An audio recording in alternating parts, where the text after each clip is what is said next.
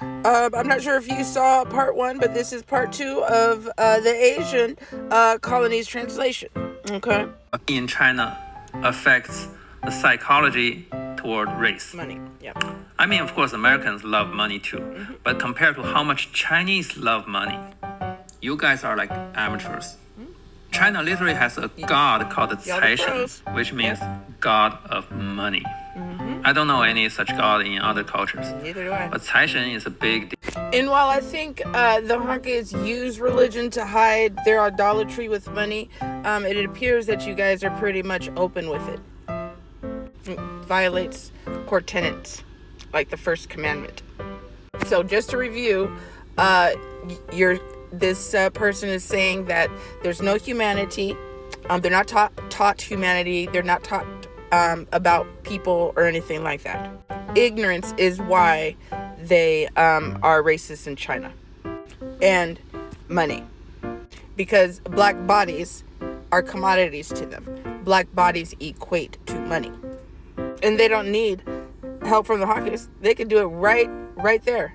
That's why it's so limited. He talks about it's limited, with media and stuff like that, not learning about outside stuff, whatever. But that's why it's so big, is because it's very much contained. They don't have a lot of influence. They have a lot of support, but they don't need a whole lot of influence. Because again, pale skin predates white tea skin. They use race as a proxy to decide who can be a source of revenue. A lot of Chinese disrespect black people because they don't see a swell pocket. You can see this in the United States too, right? Even the most racist motherfuckers would pretend to be polite in front of rich black people, right? I bet you'll see a lot of crazy Chinese fans too if some NBA teams visit China. So part of racism is really just classism. Okay, my third point. Actually, regardless of an economic, wealth for a black person, like an entertainer or a sports person, an athlete, regardless of that, they still experience racism. So classism isn't a part of the racist dynamic. You're talking about exceptionalism, which is again part of racism. But this is the part. They use race as a proxy to decide who can be a source of revenue. Commodities. And there's also a part in here that I am not including because I don't even know what the fuck it was for. Something about his wife being victimized. I don't know if his wife is I don't know what's going on. But he's talking about colonizer stuff, and it just, shocks me to how much he's leaving out of his, I guess it's a confession or admission, insight to Asian hunker shit. A centralized organism. And of course, making Chinese Americans and African Americans hostile to each other will also help Trump. Oh yes, the old politicitis. Yeah, it's Trump. It's Trump. What about before Trump? Because I think what I'm also hearing is you're also placing blame on the victims. Okay, you're saying hostile to each other. We are not hostile to you. It's a response to your hostility to us. But this is what whiteness is. This is what the myth of white tea supremacy is. False equivalencies. That's what at least the white tea people do. That's their go-to. And then you're doing it here.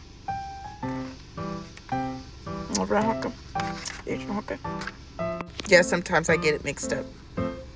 Okay, the last point. Thank God. Contrary to what you may have seen on Xiaohongshu, the Chinese population is deeply unhappy. That's not and unhappy people tend to be racist, as you can probably see in the MAGA crowd. And a lot unhappy more. People are desperate to vent on someone. Chinese people can't vent on the government because they don't want to go to jail. And they can't vent on white people either because it may cause diplomatic incidents and their accounts may get banned. So what do?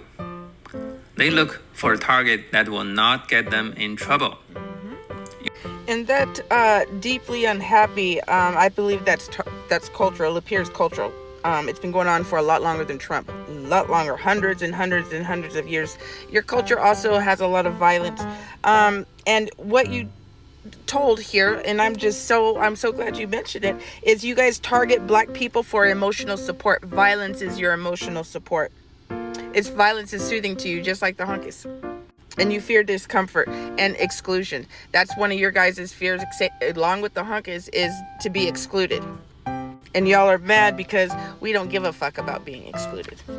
We still have joy. We have more joy together than with anybody. And like you said, you're deeply unhappy, so you don't know what joy is. And that's why it's easy for you to react to joy. I should be saying he. He's not going to see this video. He's probably not going to understand it, but I digress. Strategy. Government. I don't have any evidence, but I know for sure that the CCP wants Chinese immigrants to be hated in America. So your government. Why?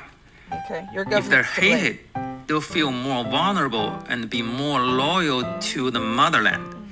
They'll either go back or maybe help China achieve some policy goals in the US.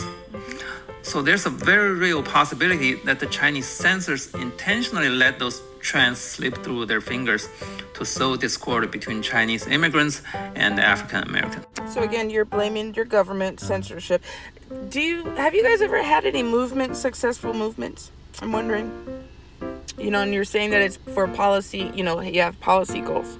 I mean, what about this? This was before America. This is before all of this. And I think it's very important you focus at the core root, the start, right? It's starting from Asian people being very aggressive towards the black community, being very exclusive from to the black community, not inclusive, and violent. You're content creators. Didn't we cover this in the first part? And then you mentioned the dolls. That's violence in your country and in here. And it's been going on for a lot longer than you want to admit to. And there's the problem. You keep tracing it back to Trump. What produced Trump? You do realize that this is not Chinese, but this is the Japanese. The mustache man people. The Japanese. There's a Japanese group that were honorary mustache man people, short mustache people, whatever. And in order to get to that violence, there needs to be a root cause. And the root cause is anti-blackness. That started a lot longer than, Trump. I can assure you. See, here's an article. I think this is an EDU too. There you go.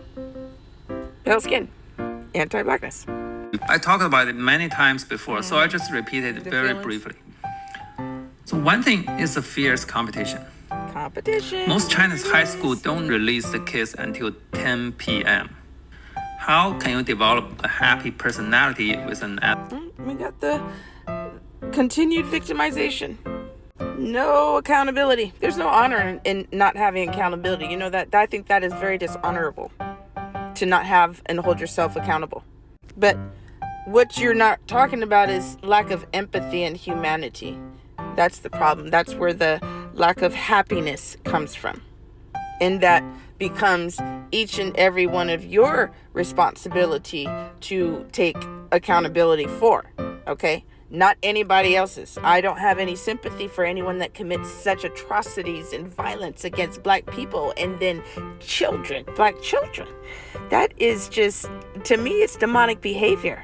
It's not just minimized down to ignorance. These are smart people, and they are very much participating in their heritage, in their culture. Oh, and also competition is part of YT culture. Okay. And it's built in the system, like with military, always competing. Again, that's not black people's problem. We don't need to have empathy or compassion for that. So there's a shortage of stimulations.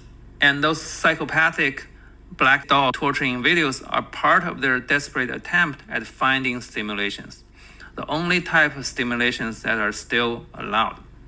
So in conclusion, violence stimulates them, just like the hunkies. And he used the word still, meaning it's been going on. The violence against black people for stimulation. You're welcome.